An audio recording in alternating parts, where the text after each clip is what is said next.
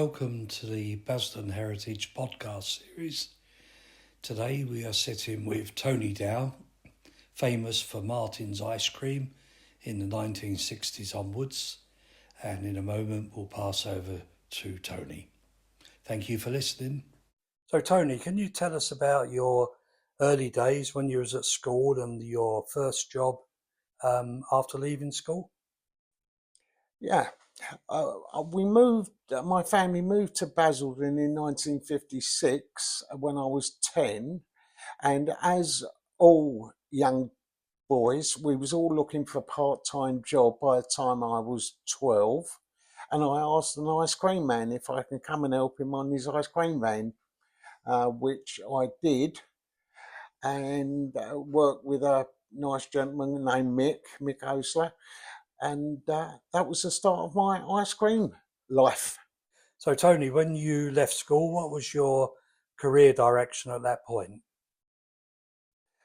Well, when I first left school, I got a job in Garrans in East Walk in Basildon as a trainee butcher. I think that was going to be my life. But after that, I went to another butcher's of DGW Hill in Whitmore Way, Basildon. And then from there, I went to another butcher's, the Co-op Butchers in Church Road Shops, Basildon. Tony, what made you start up the ice cream business, and how did you raise the capital for that? Well, as I said before, in my early days as a young boy, I used to help an ice cream man, and I think it got into my blood, and I always fancied starting up on my own, which at the age of 17, I was lucky enough to be helped financially by Cliff Parkinson, a very old London businessman, and he offered to lend me the money for my very first ice cream van. So Tony, you had your first ice cream van. You obviously grew from there. How did you do that? Well, from my first ice cream van, which I was 17 at the time, I had met a girl from Worthing Road in London, and she had a driving licence, and she wanted to have a go at being an ice cream person herself. So we bought our second van, and we carried on from there. So you had your two vans, Tony, and you obviously grew further. How did you do that growth?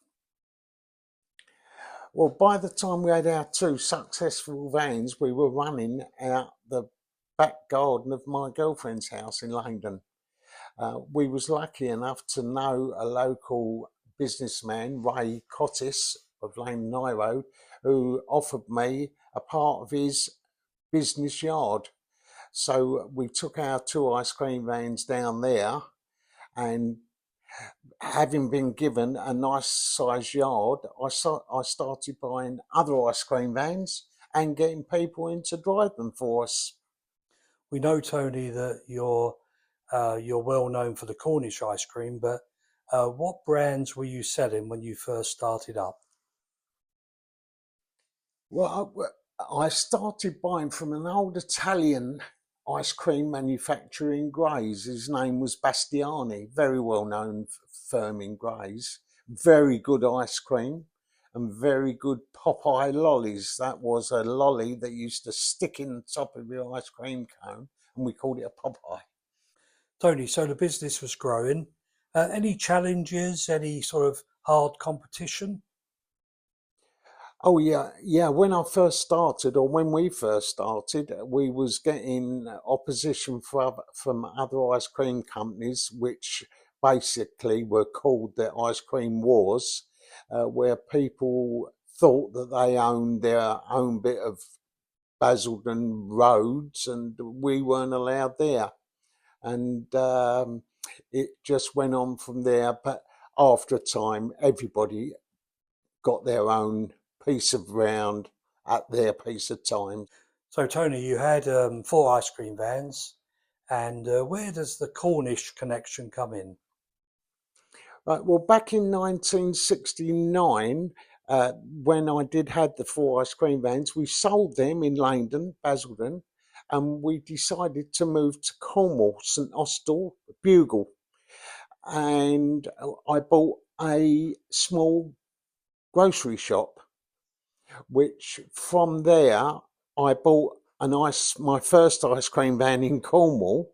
But then I had to get a supply of ice cream, which I went to Martin's Dairy in Loo and asked them if they would supply me with ice cream, which they agreed. So, how did the business go when you were trading in Cornwall, Tony? Yes, it was quite successful. The shop that we bought wasn't successful, so we had to close that.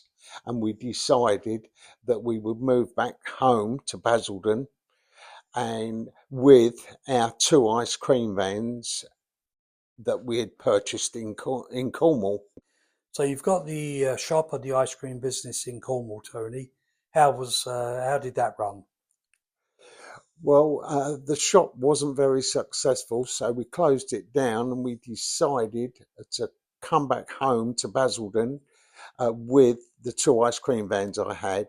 I spoke to Martin's in Loo and they agreed to supply me back in Basildon with Martin's Cornish ice cream.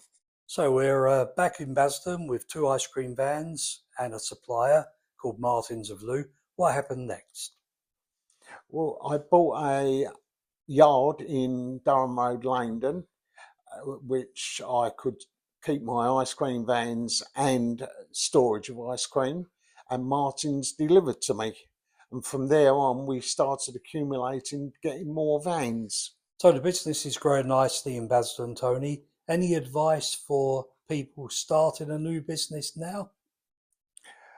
The main bit of advice I can give anybody starting a business is having enough working capital.